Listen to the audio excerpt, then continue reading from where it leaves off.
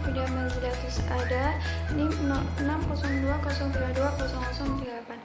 Video ini dibuat untuk memenuhi tugas mata kuliah studi hukum Islam. Saya dari kelompok 7 dan tema kami adalah pemikiran hukum Islam menurut mazhab Syafi'i. Langsung saja, saya akan membahas tentang sejarah kehidupan Imam Syafi'i.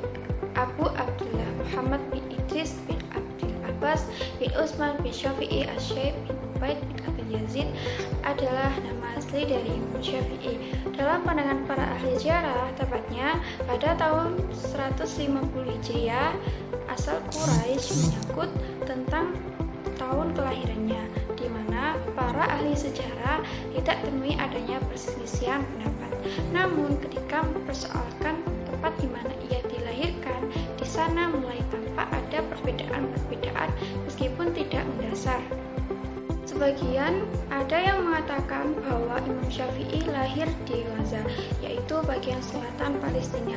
Sebagian yang lain ada yang mengatakan dia lahir di Asqalan. Selanjutnya saya akan membahas dua peristiwa penting tentang sejarah seputar kelahiran dari Imam Syafi'i. Yang pertama, tahun kelahiran Imam Syafi'i adalah tahun di mana dua ulama besar dunia telah pulang ke rahmatullah, yaitu seorang Imam Abu Hanifah sebagai pembangun mazhab Imam Hanafi.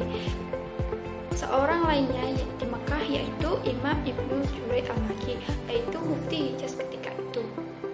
Kedua adalah sewaktu masih berada dalam kandungan, ibunya itu pernah bermimpi bahwa sebuah bintang telah keluar dari perutnya seraya naik membumbung tinggi, dan sehingga bintang itu pecah bercerai dan berserak menerangi daerah-daerah sekelilingnya. Dua peristiwa di atas telah memunculkan ragam prediksi dari sejumlah yang mayoritas berkesimpulan bahwa Syafi'i adalah sosok di mana ia akan menjadi imam yang besar suatu saat nanti. Hanya saja ada prediksi yang muncul dari satu sisi yang kurang memperoleh dukungan baik material ataupun yang lainnya. Bisa kita lihat dalam suatu kondisi yang tidak lama itu ayahnya telah meninggal. Selanjutnya ia dibawa pergi ibunya untuk pergi ke Makkah, dan ketika itu dia baru berusia 2 tahun. Belum lagi ditambah kondisi ekonomi ibunya yang sangat memprihatinkan. Selanjutnya saya akan membahas tentang proses keilmuan Imam Syafi'i. Yang pertama, dalam usia kurang lebih 9 tahun, berkat tekunannya ia telah mampu menghafalkan Al-Quran sejumlah 30 juz di luar kepala. Dari hal tersebut membuatnya tertarik terhadap disiplin ilmu lain. Nah, setelah tinggal beberapa minggu di kabilah, kan dia mendalami sastra Arab. Inilah sebabnya ia itu mahir dalam kesusastraan Arab kuno dengan menghafal di luar kepala syair-syair dari Imrul Qais, Zuhair, dan syair-syair Jalaluddin dan lain-lain. Nah, karena keseriusannya, ia juga memperoleh kepercayaan besar dari Imam Malik untuk menginap di rumahnya dan setiap hari datang ke masjid bersama-sama sebagai pembantu dalam mengajar sebuah kitab. Nah, dalam waktu yang relatif singkat juga, kurang lebih 1 tahun setelah itu menghafal Al-Quran. Nah, kitab hadis karangan Imam Malik yang berjudul Al-Muwatta. Genap 2 tahun perjalanannya meninjau ke Baghdad, Turkiya, Turki, dan Palestina, ia kembali ke Madinah, yaitu ke guru besarnya Imam Malik. Di sana tampak perkembangan ilmu Imam Syafi'i yang begitu pesat. Bahkan ada pertanda dari Imam Malik bahwa ilmu Imam Syafi'i telah melebihi ilmunya. Atas dasar inilah Imam Malik mengizinkan Imam Syafi'i untuk berfatwa sendiri dalam ilmu fikih. Ia tidak berfatwa atas dasar aliran Imam Malik.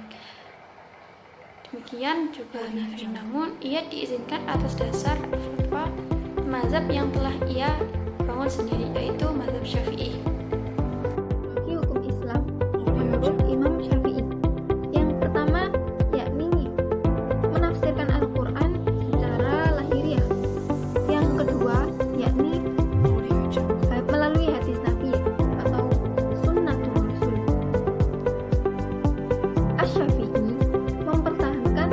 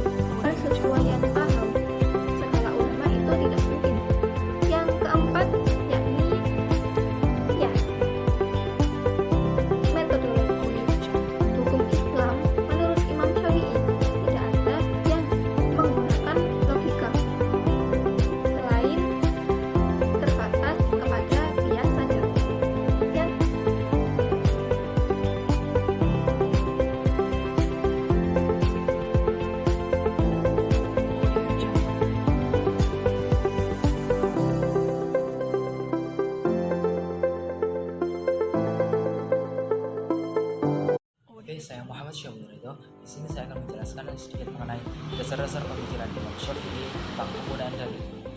Sebagai pengantar, sebelumnya pemikiran mazhab ini diawali oleh Muhammad bin Idris Asy-Syafi'i atau yang lebih dikenal dengan sebutan Imam Syafi'i, yang hidup pada zaman pertengahan antara ahlul hadis yang cenderung berpegang pada teks hadis dan ahlul ra'yi cenderung berpegang pada akal pikiran atau ijtihad. Imam Syafi'i belajar kepada Imam Malik sebagai tokoh ahli hadis dan Imam Muhammad bin Hasan Asy-Syaibani sebagai tokoh ahli ra'yi yang juga murid Imam Abu Hanifah. Mungkin itu pengantar singkat mengenai Imam Syafi'i.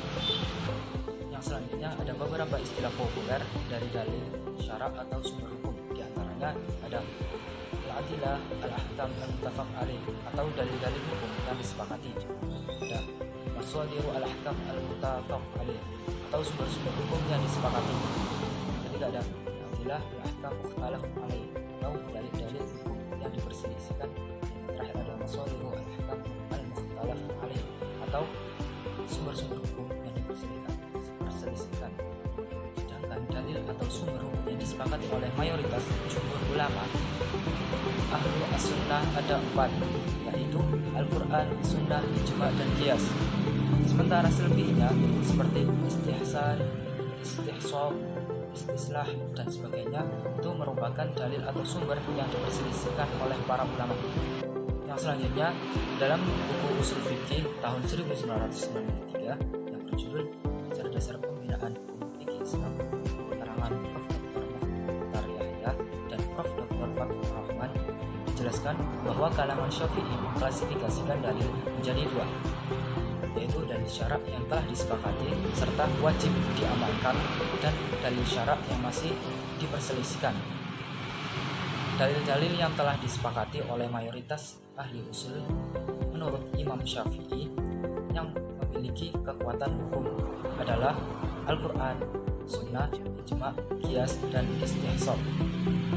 Sedangkan yang lainnya merupakan dalil yang dikelompokkan pada dalil yang diperselisihkan dan tidak wajib diamalkan menurut Imam Syafi'i atau kalangan Syafi'i, yaitu istihsan, maslahah mursalah, urf, madhab sahabi, dan syar'u man qablana.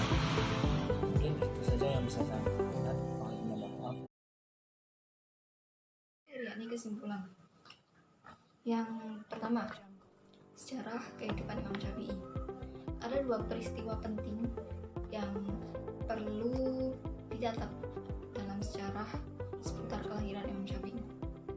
Yang pertama, yakni tahun kelahiran Imam Syafi'i adalah di mana tahun 2 ulama besar dunia telah berpulang ke rahmatullah. Yang kedua, yakni sewaktu masih dalam kandungan, ibunya pernah bermimpi bahwa sebuah bintang telah keluar dari perutnya seraya naik membumbung tinggi hingga bintang itu pecah, bercerai, dan berserak menerangi daerah-daerah sekelilingnya. Yang berikutnya yakni proses keilmuan Imam Syafi'i. Imam Syafi'i mampu menghafal 30 juz Al-Quran dalam kurun waktu 9 tahun, masih usia 9 tahun. Dengan ketekunannya dan keseriusannya dalam mencari ilmu, ia sebagai musafir pergi ke Madinah. Ia berguru kepada Imam Malik.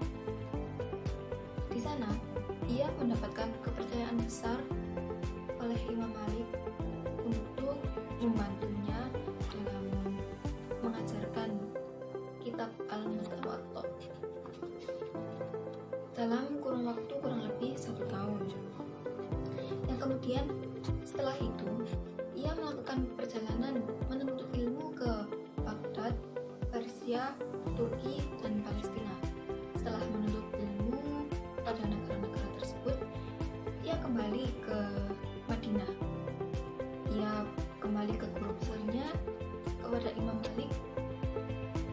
Setelah ia kembali, Imam Malik menyadari akan pesatnya perkembangan ilmu yang dimiliki oleh Imam Syafi'i.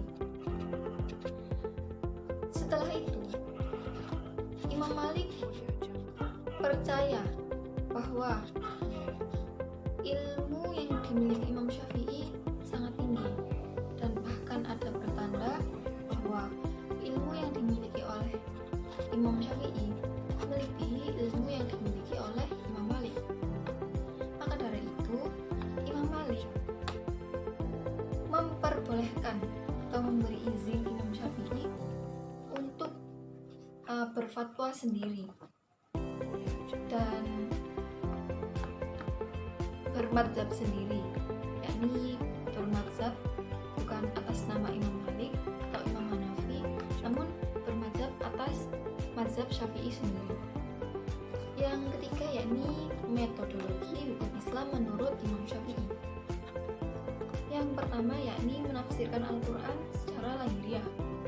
Yang kedua, melalui hadis atau sunnah Rasul. Yang ketiga ijma. Yang keempat qiyas.